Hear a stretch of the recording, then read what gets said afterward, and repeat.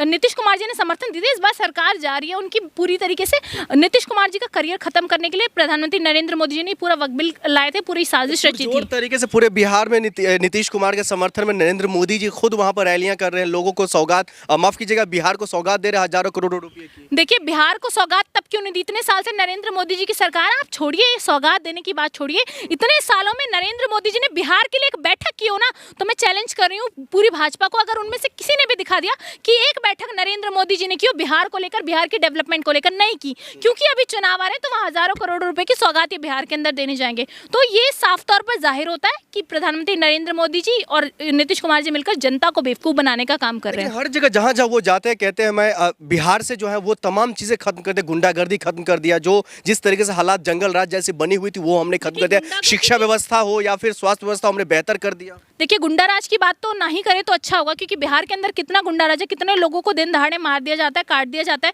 किस तरीके की वीडियोस वहां से वायरल होती है। पूरा सोशल मीडिया बिहार की वीडियोस से भरा हुआ होता है। वहां पे अनएजुकेशन इतना है, लोग पढ़े लिखे नहीं है, वहां पर कोई संवैधानिक संस्थाएं नहीं है, कोई सरकारी संस्थाओं में कुछ पढ़ाया नहीं जाता, वहाँ के बच्चे इतने अनएजुकेटेड है कि दूसरे स्टेट्स में आकर पढ़ते हैं। तो बिहार में डेवलपमेंट जीरो है। स्वास्थ्य व्यवस्था की बात तो ये बिल्कुल ना करे तो अच्छा होगा, वहाँ पर कोई अस्पतालों में कुछ नहीं होता।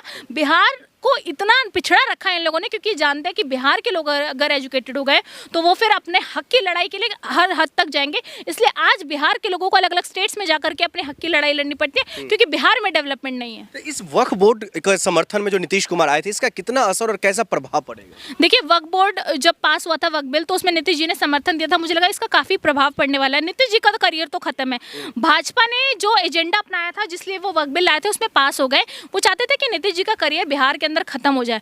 तो अब ये सरकार बनाने की तैयारी में है बिहार के अंदर बैठ करके। मोदी जी को लगता है कि नीतीश जी को साइड कर अपना कीड़ा हटाओ और मक्खी हटाओ, जाते हैं ना, दाल में से मक्खी हटाई, और फिर उसके बाद कौन करेगा? तेजस्वी यादव, लालू प्रसाद यादव खुद, या तेज प्रताप यादव, या प्रशांत किशोर जो नया नाम आ रहा है? मोदी जी को लगता है कि उनका खाता खुल जाएगा, लेकिन ऐसा नहीं होने वाला। बिहार की जनता वहां उनको कभी एक्सेप्ट नहीं करेगी। तो साफ तौर पर तेजस्वी यादव वहां पर जो है सरकार बनाने जा रहे हैं। एक यूथ चेहरा है, और लालू प्रसाद यादव की कई साल सरकार रही है, कई उन पर इल्जाम लगाएगा, लेकिन सब में बरी हो गए। तो मुझे लगता है कि बिहार के अंदर इस बार तेजस्वी यादव बनेंगे। जो बिहार के अंदर तेजस्वी यादव, हालांकि जो अभी सर्वे आई थी उसमें भी तेजस्वी यादव का नाम मुख्यमंत्री चेहरे के तौर पर काफी आगे दिखाया जा, लेकिन लग रहा है आपको जो तेजस्वी यादव जी संभाल पाएंगे बिहार को? बिल्कुल संभाल, किस तरीके से? बिल्कुल, क्योंकि वो जनता के बीच जाते हैं। उनके अंदर एक वो क्वालिटी है जो राहुल गांधी जी के अंदर मैंने देखी है। वो एक ऐसे नेता है जो लोगों के बीच जा रहे हैं, लोगों के दुख दर्द को समझते हैं। तो जो इंसान जमीन से जुड़ा था, जो इंसान लोगों से जुड़ा होता है, जनता उसको समर्थन देती है, वही एक सीएम चेहरा होता है।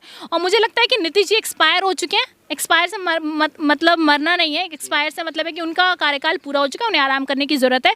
आराम से घर बैठ के आराम कीजिए, क्योंकि आपने वक्फ बिल में जो समर्थन दिया वहाँ वोटर्स उनके ज़्यादातर मुसलमान थे, अब वो उन्हें वोट नहीं करेंगे। उनका बेटा निशांत कुमार जो है वो अब उनके साथ नेतृत्व कर रहे हैं, अपने पिताजी यानी कि नीतीश कुमार के साथ। वो कह रहे हैं जो इनको फिर से मुख्यमंत्री बनाइए, क्योंकि ये देश और प्रदेश के लिए सबसे बेहतर है। देखिए, जो परिवारवाद की बात करते हैं आज उनकी पार्टी के तमाम नेता, चाहे गठबंधन के हो चाहे उनके अपनी पार्टी के, वो सब अपने बेटों को आगे कर रहे हैं। उससे कोई फर्क नहीं पड़ता, आप बेटे को लाइए, पिताजी को लाइए, किसी को भी लाइए, क्योंकि राजनीति एक ऐसी जगह है जहाँ पर काम को देख करके वोट होता है। मुझे लगता है इस बार जनता बिहार की काम को देख करके वोट करेगी, बिहार की डेवलपमेंट को देख करके वोट करेगी। तो तेजस्वी यादव से एक बड़ी उम्मीद है और जनता उनकी तरफ देख रही है। काम का जिक्र तो नीतीश कुमार भी कर रहे हैं ना, वो तो लगातार कह रहे हैं स्वास्थ्य व्यवस्था, शिक्षा व्यवस्था, जो चीजें जरूरत है, जरूरतमंद चीजों को लेकर, तो वही तो बात है। साल नीतीश जी की सरकार थी, क्या डेवलपमेंट की उन्होंने? स्ट्रीट लाइट्स नहीं है, रोड अच्छे नहीं है, आपने मेन हाईवेज बना दिए।